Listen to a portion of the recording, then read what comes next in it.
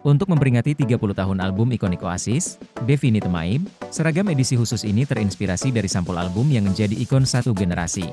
Seragam Definitive City akan dikenakan secara eksklusif di kompetisi Eropa tertentu, melambangkan semangat klub saat mereka bersiap untuk tampil di panggung terbesar Eropa.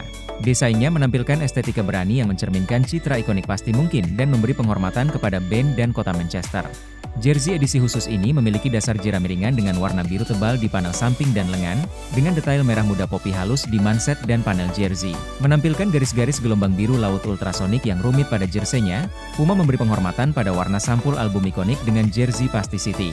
Seragam Manchester City akan melakukan debutnya di lapangan melawan Inter Milan di Stadion Etihad pada 18 September dan akan dikenakan dalam pertandingan tandang Eropa tertentu untuk sisa musim 2024-25. Newcastle yakin untuk menandatangani kontrak baru Alexander Isak, tetapi klausul pelepasan mungkin harus dimasukkan untuk menyegel kesepakatan, kata sumber kepada Football Insider. Klausul pelepasan apapun dalam kontrak baru pemain berusia 24 tahun itu kemungkinan besar akan serupa dengan klausul pelepasan rekan setimnya Bruno Guimaraes dan hanya dapat dipicu oleh rival pada waktu tertentu. Gelandang yang berasal dari Brasil tersebut memiliki klausul pelepasan sebesar 100 juta pound dalam kontraknya, yang harus diaktifkan sebelum pukul 24.00 pada tanggal 24 Juni. Ia akhirnya memilih untuk tetap bertahan karena tidak ada klub yang mengajukan. Diskusi mengenai perjanjian baru antara Isak dan Newcastle telah dimulai pada musim panas terkait penggantian kontrak yang saat ini berlaku, yang akan berakhir pada Juni 2028. Klub besar dari Timur Laut Inggris tersebut berharap dapat mencapai kesepakatan dengan salah satu aset berharga mereka, namun diperkirakan mereka harus bersedia untuk mengalah pada beberapa ketentuan dalam perjanjian tersebut.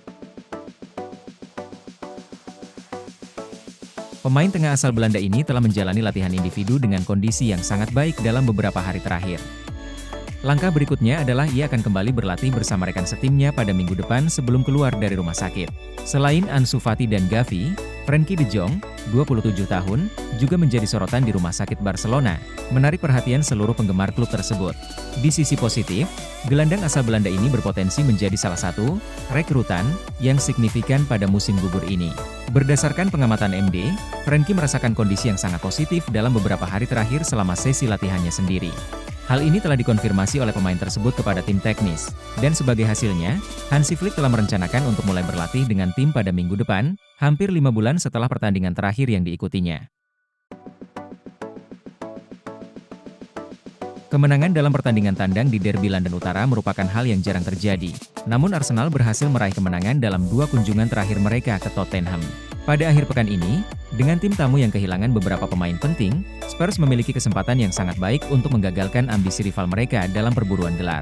Kesenjangan antara keduanya secara bertahap semakin besar selama beberapa tahun terakhir, dengan Spurs menjalani satu musim penuh di luar kompetisi Eropa musim lalu, sementara Arsenal bersaing ketat dengan Manchester City untuk merebut gelar juara. Sebagai permulaan, pemain pertama yang dibeli seharga 100 juta pound, Declan Rice, mendapat kartu merah pertama dalam karir seniornya saat melawan Brighton karena 2 kartu kuning yang tidak biasa. Ia akan absen dalam pertandingan hari Minggu karena skorsing, yang merupakan pukulan telak bagi Arteta. Rice menjadi starter dalam 37 dari 38 pertandingan Liga Primer Arsenal musim lalu dan tampil sebagai pemain pengganti di pertandingan lainnya. Namun, ada berita buruk lainnya selama jeda internasional, saat Martin de Gaar tertatih-tatih saat Norwegia menang atas Austria di ajang UEFA Nations League pada hari Senin karena cedera pergelangan kaki. Yang menurut dokter tim nasional, cedera seperti ini membutuhkan waktu minimal 3 minggu. Cedera lainnya adalah bonus. Ia diragukan tampil pada hari Minggu. Kehilangan salah satu pemain kunci Arsenal pada Derby London Utara menyisakan lubang besar yang harus ditutup. Kehilangan 2 pemain berpotensi menyebabkan krisis lini tengah, terutama dengan pertandingan penting di Manchester City seminggu kemudian. Manchester United telah mengajukan daftar skuad mereka untuk Liga Premier setelah penutupan jendela transfer domestik, dengan pembaruan daftar yang diperlukan sebelum pertandingan akhir pekan ini melawan Southampton. Rekrutan terbaru United pada musim panas ini, Manuel Ugarte, telah dimasukkan ke dalam daftar skuad menjelang kemungkinan debutnya di ST Maris pada hari Sabtu, dengan nilai transfer sebesar 42 juta pound. Noussair Mazraoui, Matthijs de Ligt, dan Joshua Zirkzee juga termasuk dalam daftar tersebut dan telah berpartisipasi dalam Liga untuk United musim ini. Leny Yoro masih menunggu debutnya setelah mengalami cedera kaki di pramusim dan pemain berusia 18 tahun itu masuk dalam kelompok U21, bersama dengan pemain Akademi United lainnya.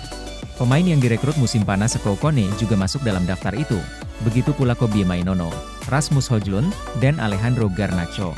United terus dilanda cedera, tetapi semua pemain yang saat ini absen telah diikutsertakan.